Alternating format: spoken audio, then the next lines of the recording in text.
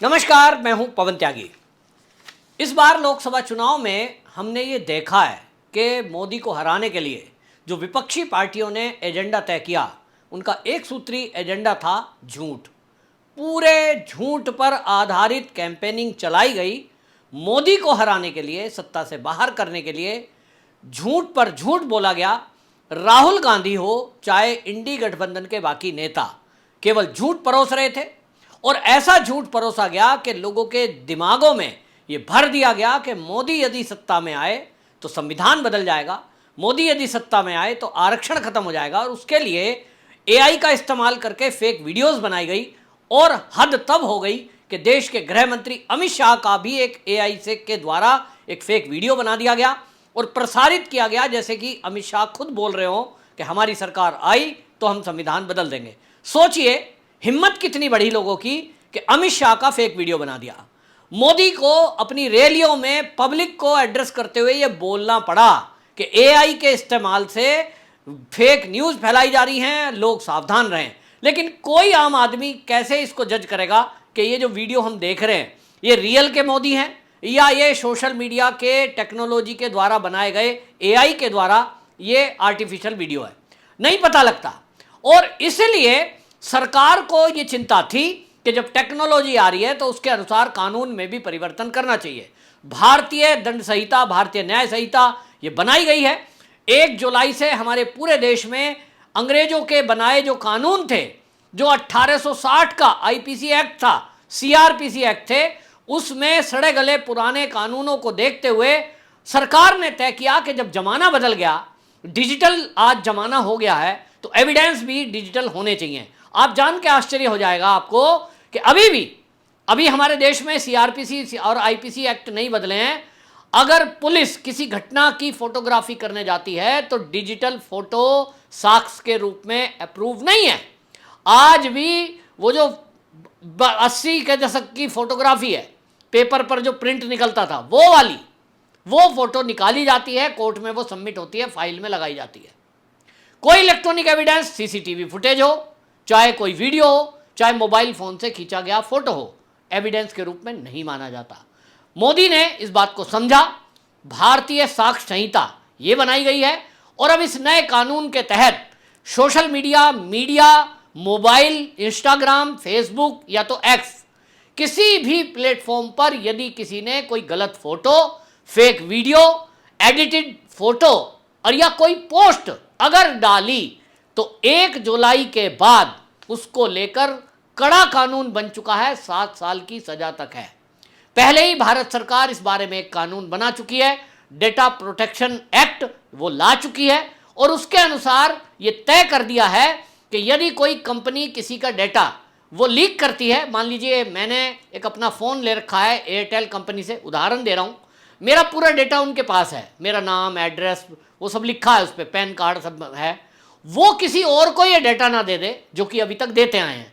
Bank वालों के पास मेरा पूरा डेटा है, बैंक में मेरा खाता है, वहाँ मेरी फ़ोटो, मेरे सिग्नेचर सब कुछ है, तो वो बैंक वाले कई बार प्राइवेट एजेंसियों को वो डेटा बेच देते हैं और वो डेटा करोड़ों में बिकता है। उसके आधार पर क्रेडिट कार्ड कंपनियां वो मुझे कॉल करती हैं दिन भर, लोन लेने वाले बैंक, लोन देने वाले बैंक, आप लोन ले लो जी, लोन ले लो, आपके पास भी फ़ोन आते होंगे। ये उस डेटा लीक के कारण है। मोदी सरकार ने अब 500 करोड़ रुपए की पेनल्टी लगाने का दंड का प्रावधान नए एक्ट में रखा है। अब कोई इस तरह का डेटा लीक करेगा, डेटे को बेचेगा और यहाँ तक कि आपने अकाउंट डिलीट कर दिया सोशल मीडिया अकाउंट से, तो उस डिलीट अकाउंट का भी डेटा कोई लीक नहीं कर सकता। अगर कोई करेगा, ये प्रूव हुआ, 500 करोड़ रुपए की उस कंपनी पर पेनल्टी लगेगी, या बैंक हो या कोई भी हो। अब ये आप सोच रहे होंगे मैं आपको क्यों बता रहा हूँ, ये एक्ट आने वाला है, 1 जुलाई से लागू होने वाला है। असल में आपको बता दूं कि ये जो सारी चीज़ें हैं, जैसा मैंने शुरू में कहा कि ये देखने में आया है कि बड़ी तेज़ी के साथ सोशल मीडिया पर फर्जी अकाउंट बनाकर देश का माहौल खराब करने के लिए, लोगों को जाति और धर्म के आधार पर लड़ाने के लिए ये इस्तेमाल किया जा रहा है। ये जो लोकसभा के चुनाव हुए, इसमें ऐसा देखा गया है और एजेंसियों के पास ये पूरी जानकारी है, पुख्ता सबूत हैं कि पाकिस्तान से लगभग 150 से अधिक अकाउंट इंस्टाग्राम, फेसबुक और एक्स पर ये बनाए गए। लोग पाकिस्तान में थे, पाकिस्तान में बैठे थे उन्होंने नाम किसी ने लिखा है राजपूत, किसी ने लिखा है त्यागी, किसी ने लिखा है ब्राह्मण, और कुछ पोस्ट कर दी हैं मोदी के हित में, यानी अपने को दिखाने की कोशिश उन्होंने ऐसा की है जैसे हम मोदी के फॉलोवर हैं, कोई आरएसएस का बन रहा है, कुछ भी लिख लो सोशल मीडिया पर। और फिर सोशल मीडिया पर दलितों को गाली दे रहा है कौन? जो राजपूत अकाउंट से बना है। राजपूत को गाली कौन दे रहा है? जिसने बाबा साहब भीमराव अंबेडकर की फोटो अपनी डीपी पे लगाई हुई है। अब दोनों लड़ रहे हैं, और ये जो लड़ाई हो रही है सोशल मीडिया पर, इसका ऑडियो जो है वो रिकॉर्ड किया जा रहा है, और एक दूसरे को गाली देने वाला अंश एक दूसरे को बांटा जा रहा है। ये जो जहर बोया गया, इस सोशल मीडिया के माध्यम से बोया गया, दंगे फसाद कराने की पूरी तैयारी है। हमने देखा है सीए का विरोध जो हुआ भारत के अंदर, किसी भी मुसलमान का उससे नुकसान नहीं था, लेकिन किस तरह से एक साजिश के तहत देश के हजारों मुसलमानों को सड़कों पर उतार दिया गया, ये इसी सोशल मीडिया में फेक जानकारी डालने के बाद हुआ है। अब किसी ने ये जानकारी डाल दी, उसमें नेता भी थे राजनीतिक दल के, वो कह रहे थे कि अगर इस देश में सीए लागू हो गया तो देश के मुसलमानों को मोदी सरकार बाहर निकाल देगी, डिटेंशन सेंटर में डाल देगी, इनको जेल में डाल देगी। अब ये फेक न्यूज़ है, क्योंकि सीए में कहीं ऐसा नहीं लिखा कि देश का कोई नागरिक, वो देश में अगर रह रहा है, उसके पास नागरिकता है, भारत का नागरिक है, उसको यहां से बाहर निकाला जा सकता है, ऐसा सीए में कहीं नहीं लिखा। अब ओवैसी जैसा नेता, राहुल गांधी जैसा नेता, ममता बनर्जी जैसा नेता, कोई भी अगर ये बोल रहा है खड़ा होकर कि साहब सीए लागू हुआ तो देश के मुसलमानों को निकाल दिया जाएगा, ये फर्जी बात है, झूठी बात है, कानून में नहीं है। लेकिन क्योंकि ये राजनीतिक दल के नेता हैं या ये कोई पत्रकार हैं, आज तक हमारे देश में कोई ऐसा कानून नहीं है कि कोई झूठ बोले तो उस पर कार्रवाई हो जाए। ताजा उदाहरण देखिए, राहुल गांधी ने एक झूठ बोला, और वो ये झूठ बोला कि मोदी सरकार यदि आ गई तो ये देश का संविधान बदल देंगे, मोदी सरकार आ गई तो दलितों का आरक्षण खत्म हो जाएगा, और यहां तक दावे कर दिए कि जो ऑफिसर हैं, आईएएस लॉबी है, मिनिस्ट्री में बैठे हुए लोग हैं, वो तो सारे ब्राह्मण हैं, अपर कास्ट है, उनमें एक भी ओबीसी नहीं है।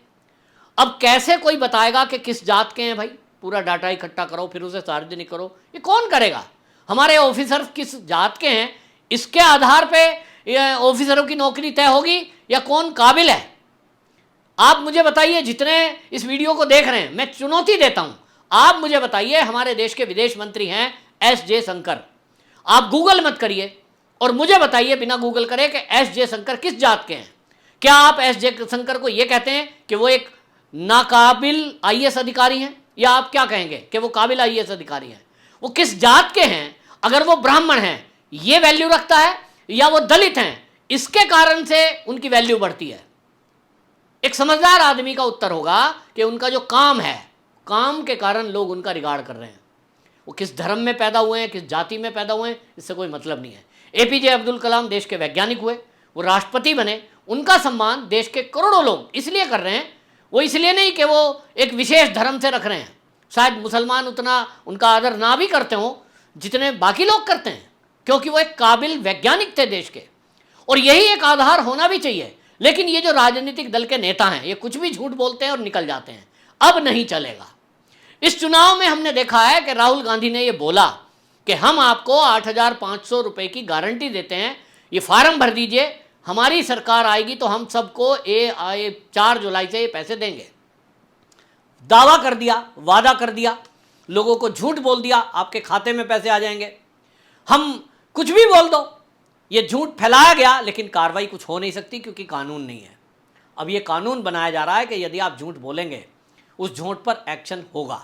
हम देख रहे हैं कि मोदी की डिग्री फर्जी है, मोदी तो पढ़ा लिखा ही नहीं है, कुछ भी बोल दो। कोर्ट में केस चल रहा है, बरसों बीत गया, कोई नेता अभी तक जेल के अंदर गया नहीं है। और इसीलिए ये कानून को बनाने की आवश्यकता थी, जो अब सरकार ने बना दी है। अब आपको, जैसा मैंने बताया कि इस पर अब digital personal data protection bill, इसकी प्राइवेसी उल्लंघन करने पर 500 करोड़ का जुर्माना, जैसा मैंने पहले बताया। और अब ये पक्का तय है कि यदि किसी ने फेक न्यूज़ डाल दी तो इस महीने की, यानी जून की 30 तारीख तक आप जो भी फेक न्यूज़ डालना चाह रहे हो डाल लो। ध्यान अभी भी रखा जा रहा है, कार्रवाई अभी भी होती है, लेकिन अब हल्की धाराओं में होती है, व्यक्ति को पकड़ा जाता है, माफ़ी मांगकर वो निकल लेता है।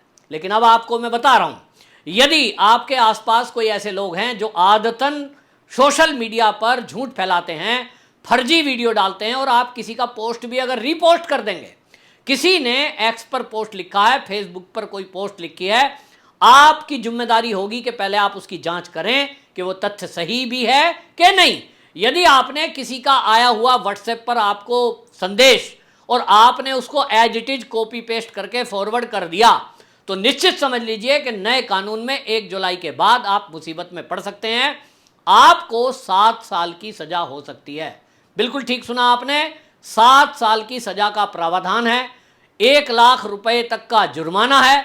आप कितना भी एक्सक्यूज करते रहना कि साहब मुझे तो किसी ने फॉरवर्ड करके भेजा था, मैं तो साहब इसको जानता नहीं हूं, मैंने तो यूं ही फॉरवर्ड कर दिया, तो अब आपको अपने मित्रों को भी समझाना है कि 1 तारीख के बाद ऐसी कोई गलती कर मत देना। आज भी आप देखेंगे, यदि आप कोई व्हाट्सएप पर संदेश आता है और उसको आप फॉरवर्ड करते हैं, या आपके पास कोई आता है, तो आप देखना उसमें एक तीर का निशान बना होता है और उस पर लिखा होता है फॉरवर्डेड, यानी किसी ने फॉरवर्ड किया है तब वो आपके पास आया है। तो जो कंपनियां हैं सोशल मीडिया की, उनके पास पूरा डेटा होता है कि ये शुरुआत में किसने सबसे पहले डाला, उसके बाद किन किन लोगों के पास गया। पुलिस उनसे डेटा इकट्ठा करेगी और जिन जिन लोगों ने ये फेक न्यूज़ फैलाई है और शेयर किया है, उन सबके खिलाफ कार्रवाई होगी।